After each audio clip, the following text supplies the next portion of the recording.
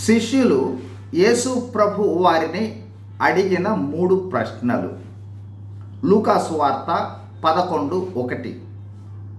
యేసు ప్రభువు ప్రార్థన చాలించిన తరువాత శిష్యులలో ఒకడు, ప్రభువా, యోహాను తన శిష్యులకు నేర్పినట్లుగా మాకును ప్రార్థన నేర్పుమని అడిగెను. మొదటి ప్రశ్న, ప్రార్థన నేర్పుము. 2. లూకాసు వార్త 17:5. అపోస్తులు మా విశ్వాసము వృద్ధి పొందించుమని ప్రభువుతో చెప్పగా. రెండవ ప్రశ్న, మా విశ్వాసము వృద్ధి పొందించుము. 3. యోహాను సువార్త 14:8. అప్పుడు ఫిలిప్పు, ప్రభువా, తండ్రిని మాకు కనపరచుము, మాకంతే చాలునని చెప్పగా. 3వ ప్రశ్న, తండ్రిని మాకు చూపుము. ఈ 3 ప్రశ్నలు చాలా ప్రాముఖ్యమైన ప్రశ్నలు.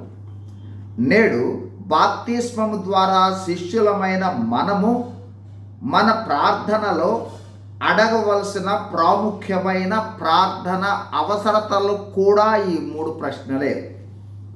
చూడండి, మొదటిదిగా నాకు ప్రార్థించుట నేర్పు ప్రభువా అని మన ప్రార్థనలో ఒక అంశముగా ఉండాలి. 2, నా విశ్వాసమును వృద్ధి పొందించు ప్రభువా అనేది మరో అంశముగా ఉండాలి.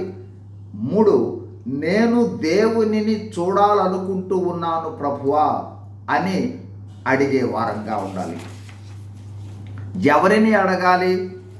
యేసు ప్రభు వారిని అడగాలి. ఎక్కడ ఉన్నాడు? మనలోనే ఆత్మస్వరూపిగా ఉన్నాడు. ఆ ఆత్మయే దేవుని ఆత్మ. కావున మనలో ఉన్న పరిశుద్ధాత్మ యుక్తముగా ప్రార్థించుట నేర్పుతాడు.